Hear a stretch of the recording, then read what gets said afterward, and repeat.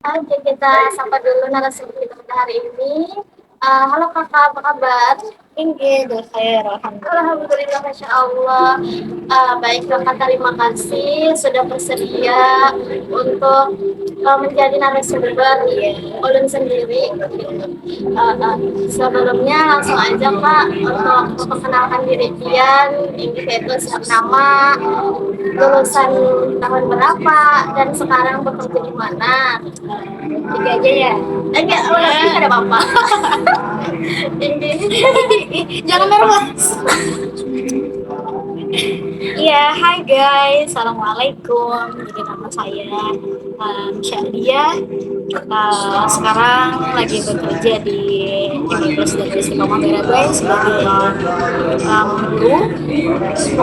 guru bahasa, guru agama. Kita ada beberapa rangkap dari mata pelajaran. Kemudian kita dari jurusan mahasiswa pendidikan bahasa Arab di tahun 2024 gitu.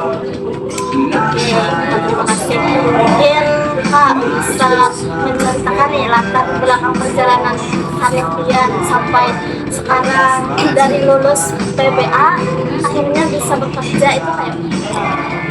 Iya.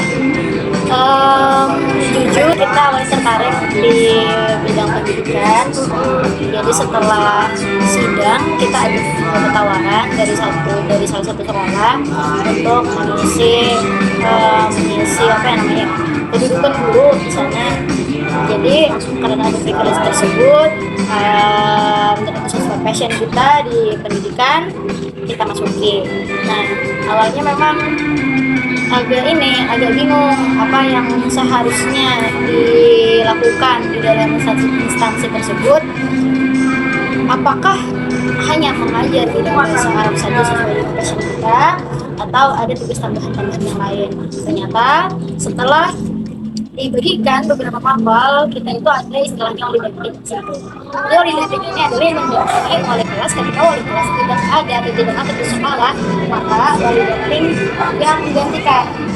Nah, untuk mapel sendiri ada di bahasa bilingual, ada bahasa Arab dan bahasa Inggris, kemudian ada di akidah akhlak. Kemudian sekarang kita megang ada seni budaya dan pendidikan Pancasila. Jadi semuanya sesuai dengan passion kita. Kita juga mengajar bahasa Arab, tapi kita juga mengajar mapel yang lain yang sebagai penunjang public speaking ya. Nah, itu bagaimana kita berbicara di depan kelas dan sebagainya. Lalu ini adalah tahun kedua di instansi tersebut. Juga kita menyampaikan beberapa amanah atau kita dipercayai kayak memegang kegiatan bahasa Arab ketika siswa ikut sertakan dalam lomba tersebut dan sebagainya. Dan juga zona bakat. Jadi zona bakat itu di dalamnya jadi petakan beberapa, misalnya ada yang ikut Arabic class, ada yang English class, ada yang tilawati, ada yang hapsi, ada yang futsal, dan semuanya itu kita memegang di Arabic class itu di Fasul Arabia. Tapi ini karena sekolah ini memiliki program untuk peserta didik baru yang wajib mengikuti itu, jadi kita memegang kelas 1 untuk mengikuti Arabic kelas tersebut. Jadi kan kayak latar belakangnya itu sama pian begawi bekerja di situ Pasien sukanya di pendidikan. suka di pendidikan. Habis itu ada tawaran juga dari sekolah itu. Untuk motivasi pian sendiri kak apa bisa bekerja di tempat itu, kayak apakah ada hubungannya dengan prodi bahasa Arab kayak gitu? Iya. Tentu ada kaitannya. Kan bagi kita kan belajar bahasa Arab itu salah satu tantangan yang paling besar. Apalagi berkaitannya ini dengan seni dengan peribadatan. Nah, jadi kan kita setiap hari membaca Quran dengan bahasa Arab. Kita belajar hadis tentang bahasa Arab. Jadi semuanya itu karena pentingnya bahasa Arab ini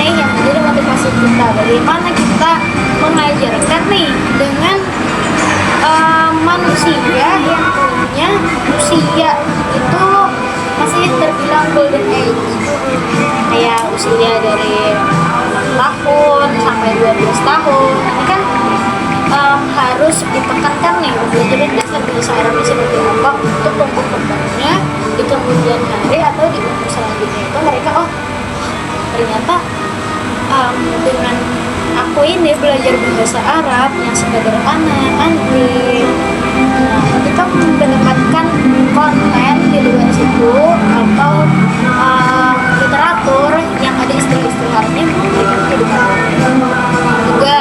Kalau misalnya mereka sholat nih, jadi mereka itu mengerti arti dari Allahu Akbar itu apa begitu. Alasan yang lain lagi, ketika anak-anak yang masih berusia kemudian age dari 7 tahun sampai 12 tahun ini pelajari bahasa Arab, nanti di pendidikan selanjutnya mereka bisa menentukan bagaimana misalnya aku mengambil bahasa Arab atau mengikuti kelas bahasa Arab yang lain atau mata pelajaran yang lain, aku nih sudah punya basic. Dasarnya nih, aku sudah mengerti nih bagaimana ini nih berkaitan dengan pembelajaran akidah akhlak, dengan Quran hadis yang semuanya ini kan dalilnya nih semuanya itu berkaitan dengan bahasa Arab. Nah itu jadi sedikit demi sedikit mereka tuh paham makna dari kata ini berarti. Jadi agak easy lah, mudah lah memahami ya dalam hal menulis juga, apalagi kan anak-anak belajar ikro, belajar tilawati, bagaimana maksudnya yang baik, bagaimana huruf, bagaimana cara melafalkan dan lain sebagainya. Jadi kita ajarkan di usia mereka yang terbilang muda untuk mencapai tujuan hidup. Tadi Pian bekerja di situ tadi sudah jalan 2 tahun lagi. 2 tahun. Terus tadi tanggung jawab Pian di situ tadi yang menjadi Pian tadi selain mengajar, tapi juga jadi wali pendamping. Wali damping nih artiannya tuh seorang yang mengajar di kelas juga, tapi dia itu bukan wali kelas. Kan ada wali kelas nih, jadi kita nih wali damping. Wali damping ini yang membantu wali kelas selama pembelajaran di kelas itu. Kalau misalnya wali kelas tidak bisa masuk, kita akan masuk. Atau misalnya ada urusan-urusan tertentu, misalnya ada kesulitan di peserta didik, misalnya kesulitannya, nah jadi bisa ada teman untuk diskusi bagaimana nih solusinya untuk peserta didik yang punya emosional atau karakteristik belajarnya seperti apa. Nah itu bisa kita diskusikan.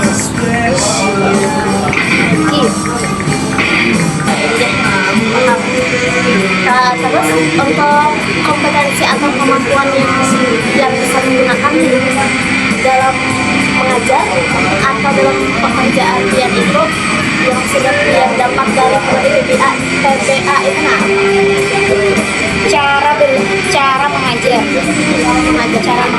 ada mata kuliah takdir kan, takdir itu takdir talent itu kayak membahas tentang PP, metode dan lain sebagainya. Ada juga ajaran sekolah yang materi ajar.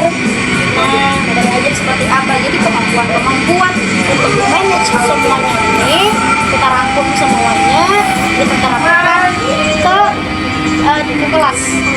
Jadi kita melihat juga nih karakteristik anak ini nih tipikal yang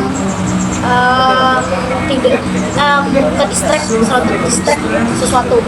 Sedangkan ketika kita menjelaskan, kita perlu perhatian dia. Nah, di dalam profesi keguruan kah apa segala macam atau dengan metode-metode kita bisa terapkan kemampuan kita yang kita dapat di usia masa untuk perkuliahan. Kayak kemampuan mengajar. Iya, mengajar. Betul. Kalau untuk mata kuliah yang sangat berdampak, selain mata kuliah atau pengalaman belajar Pian pas kuliah yang sangat berdampak di pekerjaan, sekalinya ini sangat adalah pas kuliah senam Iya, relate. relate apa ya? Al-Lughah Al-Arabiyah. Anak-anak yang seusia itu mereka tuh suka bermain. Ya, jadi mata kuliah yang relate dengan sekarang itu di Al-Lughah Al-Arabiyah. Jadi anak-anak, apalagi nih spesialnya kita ada di kelas rendah, di kelas 3 mengajar bahasa Arab. Tantangannya itu adalah di bagaimana memulihkan fokus atau perhatian peserta didik ini supaya mengikuti mata pembelajaran kita. Nah, jadi di awal atau di akhir ketika kita masuk kelas itu kita melihat dulu nih bagaimana kondisi kelas, apakah bisa terkondusif atau tidak. Kalau tidak bisa kondusif maka kita adakan al-Lughah. STG-nya ya entah itu nyanyian dulu kah atau permainan edukasi bahasa Arab yang lain kah atau seperti apa akan kita observasi dulu di kelas. Nanti kalau misalnya tidak dilakukan di awal maka kita lakukan di akhir. Itu paling relate. Nah itu tadi kan Kak yang paling relate nih. Halnya yang menurut Pian kayaknya masih kurang atau kurang dipersiapkan di bangku kuliah, dan akhirnya pas di dunia kerja Kelagapan ya aduh kayaknya kan pernah mendapati di kuliahan ini yang sekalinya sangat dibutuhkan di dunia kerja itu. Nah apa itu psikologi kan psikologi ini tentang jiwa. Jadi selain kita yang menguasai jiwa kita atau yang kita tuh istilahnya paham benteng dengan kelakuan peserta didik, nah jadi kita harus mental. Jadi kita harus memahami juga mental anak-anaknya seperti apa. Ini nanti ada kaitannya dengan pendidikan karakter tentang psikologi. Jadi guys, pesannya untuk guru-guru di luar, tolong kita harus melek dengan psikologi peserta didik kita. apalagi Gen Z bukan Gen Alpha kan? Gen Alpha, betul. Gen Alpha aneh ya Allah.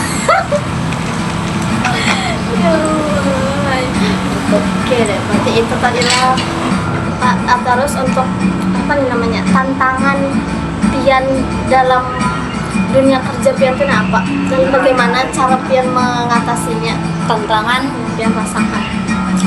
tantangan ini lebih kepada kemampuan peserta didik. Ada yang 2-3 orang yang mampu untuk ikut bahasa Arab dalam segi tulisan ataupun kalam dan berbagai maharah-maharahnya. Ada juga yang cukup, ada juga yang kurang sekurang-kurangnya. Nah, gitu. Jadi tantangan yang kita hadapi saat ini biasanya kami kan 1 tahun nih, 1 sampai 3 atau 1 sampai 4 bulan itu kita ada tahap observasi. Jadi observasi ini kita menentukan mengelompokkan, mengklasifikasikan siswa mana yang cukup, siswa mana yang baik, siswa mana yang kurang, kita kelompokkan gitu. Kemudian kita adakan tindak lanjut, mencoba berbagai metode dulu, metode apa yang cocok. Nah begitu. Kemudian lagi kan di kelas ini pembelajaran tidak bisa materi ajarnya tuh lain-lain, kan kita ada target lah terus. Nah target itu, nah tantangannya tuh di situ, bagaimana materi tersebut meskipun si anak A ini tidak bisa menguasai, dia tuh harus menguasai. Harus iya kan target kan ya, target di situ. Kalau misalnya dia nih tertinggal satu materi ini, nanti kita harus berlanjut. Nanti dia nih kalau misalnya tidak paham di sini, dia tidak akan paham juga yang di sini. Nah itu paling besar tantangannya kalau di dunia pendidikan belajar. Kalau tantangan ini Kak, kayak pas pertama kali biar masuk dunia kerja itu kenapa kayak apakah merasa cocok lah ya aku jadi guru kayak gitu. Apakah pernah merasa atau ada tantangan lain ketika masuk pertama kali dunia kerja baru lulus baru jadi apa namanya sudah baru lulus kuliah nih Kayak ada konflik diri sendiri kan? pernah Rasanya tuh lebih ke pendidikan karakter si anak. Kayak anak tuh kenapa kira sampai impulsifnya berperilaku seperti itu? Lanjut. misalkan kayak Iya mungkin kira-kira nih kayak menggeser ininya dari perilaku tersebut ke perilaku yang kita mau, yang memang harus ada di kelas itu. Misalnya nih dari karakternya yang bisa aja lu nih malas ikut pembelajaran itu saja, malas tuh Pak, ada mau menulis, ada mau ikut ice breaking dan sebagainya. Jadi merasa apa yang salah pembelajaranku, yang salah ya itu saya yang pertama kali kok apa culture shock di kelas tuh itu karakter. Oke, terus untuk apa namanya ya misalnya nih bukan misalnya ini kan Pian sudah menjadi alumni PBA misalnya. Nah ketika Pian di dunia kerja di diri Pian apa pernah merasa sebagai alumni PBA adalah nilai lebih bagiku atau sebaliknya? Iya, di instansi itu tuh kita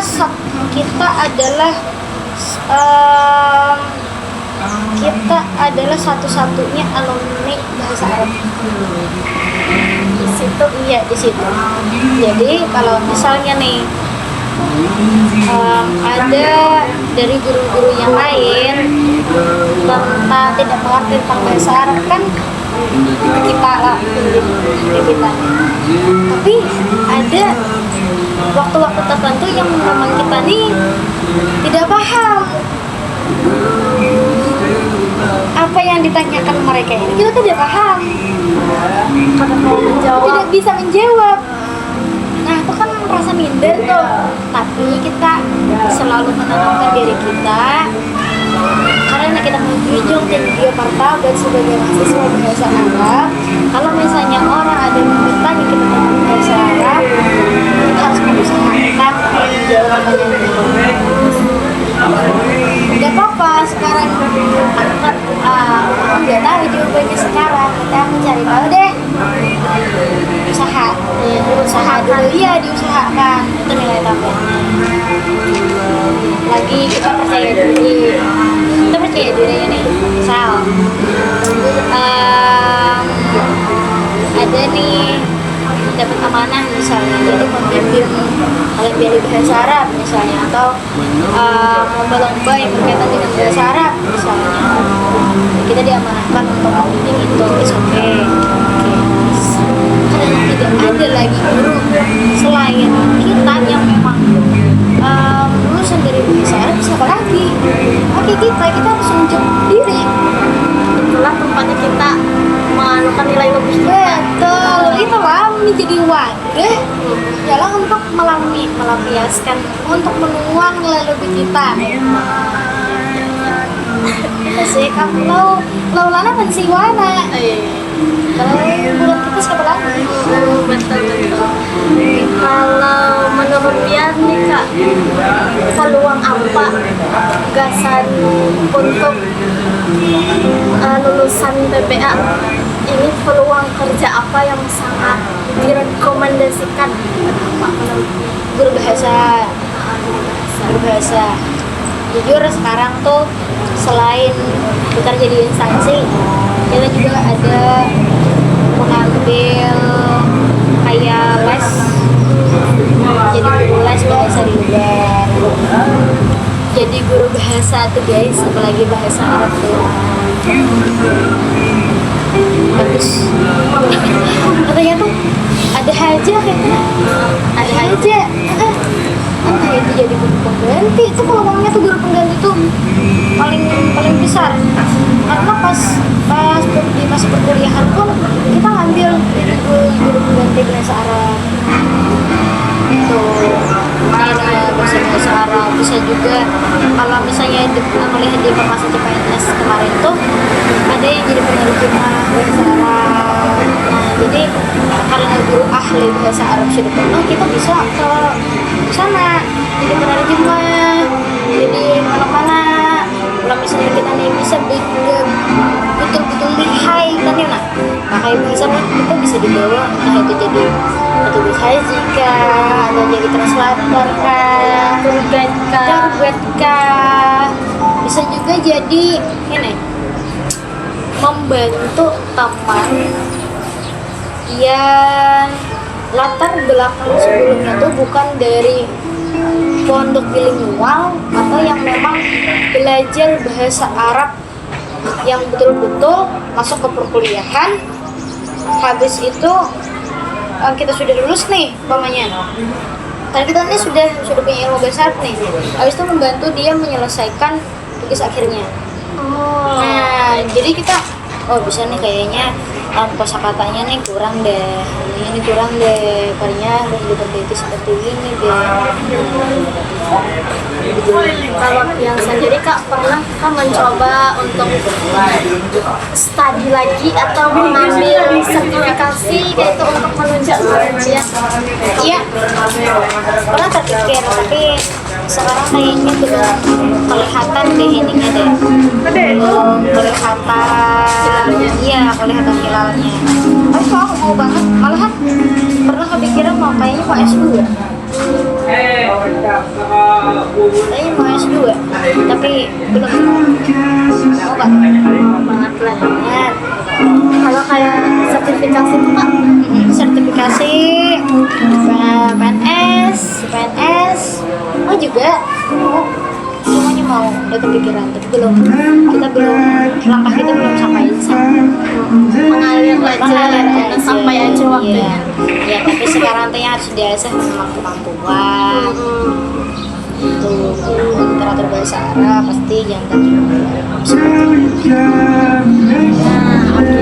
Kalau untuk saran pian nih untuk alumni PBA, saran pian untuk mahasiswa PBA sekarang yang masih menata karirnya, masih bingung dengan kedepannya tuh harus apa gitu. Nah, apa saran dari pian sebagai alumni PBA dan untuk mahasiswa PBA itu sendiri?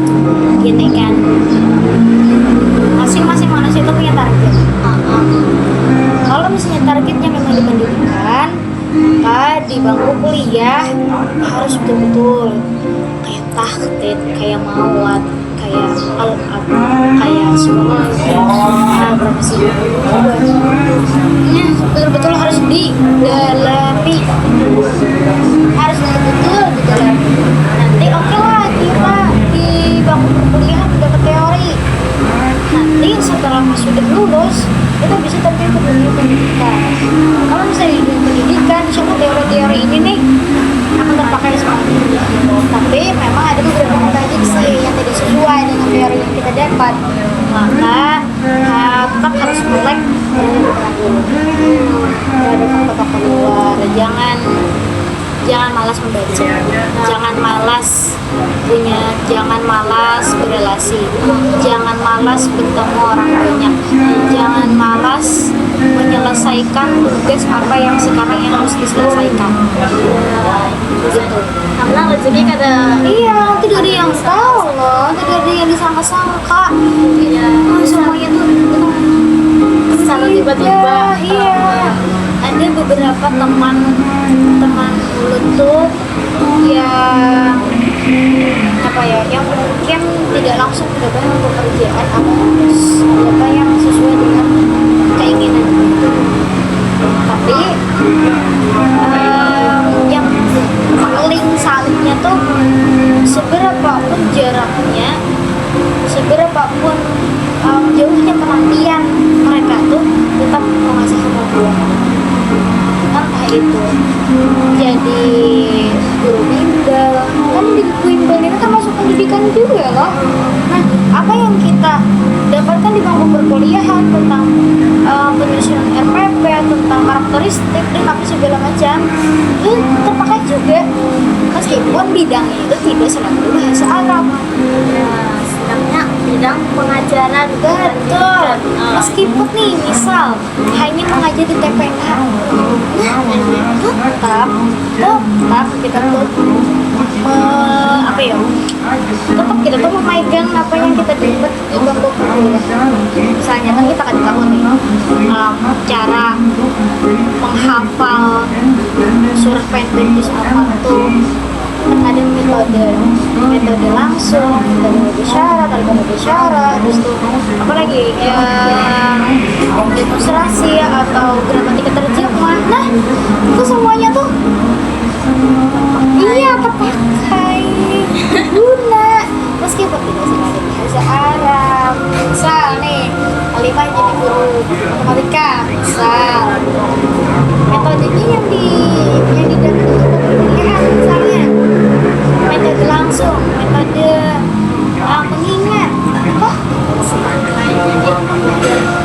intinya guys, semua metode pembelajaran yang disampaikan oleh guru atau dosen di bangku pembelajaran itu semuanya terpakai banget. Meskipun nih misalnya hanya metode dalam pembelajaran bahasa Arab pun itu pun bisa terpakai di mata pelajaran yang lain gitu. Nah, ini yang terakhir nih Kak, andaikan Pian bisa kembali ke masa kuliah, apa yang akan Pian kejar, apa yang akan Pian lebih dalami lagi, entah itu memperbanyak relasi kah, atau menambah fokus belajar, aku nak lebih kesini, aku nak mengajar ini, apa kira-kira misalnya Pian kalau kembali ke dunia perkuliahan, apa yang akan Pian kejar gitu? Yang mau banget kita dapat teori, kita mau teori itu tuh langsung diterapkan di kehidupan nyata. Kan kita di PPL kalau ini, nah penyesalannya itu di PPL tuh seharusnya teori-teori yang kita dapat di bangku perkuliahan tuh harus bukan disesuaikan sih, harus dipakai betul-betul di PPL itu.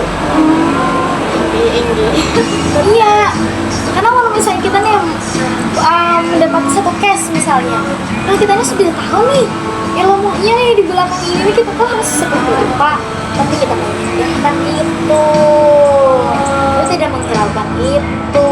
Jadi satu hal yang mau banget diulangi tentang itu. Nah, itulah sekira merasakan betul-betul nih posisi yang guru yang punya kemampuan pedagogik itu yang seperti apa, Gara? Yang dikatakan sebagai guru betul-betul itu seperti apa, Gara? Nah, yang kayak itu jadi pada hanya kita masuk nih ke bawah buku, Assalamualaikum warahmatullahi wabarakatuh, hari ini kita belajar tentang ini, tapi kita mengindahkan misalnya separuh yang paham, separuh yang tidak. Nah, kita harus pikirkan yang separuh yang tidak nih kenapa itu. Nah, itu yang sangat boleh jelaskan. Nah, gitu guys. Nah, mungkin sampai situ aja Kak. Namanya Sesi pembicaraan. Iya, pembicaraan bincang-bincang kita pada hari ini. Sebelumnya mohon maaf mengganggu waktunya. Iya. Terima kasih banyak-banyak sudah Sama-sama. bersedia. Iya. Doakan kami, doakan kita segera sukses semuanya. Amin. Doakan semuanya kok. Terima kasih kakak. Terima kasih.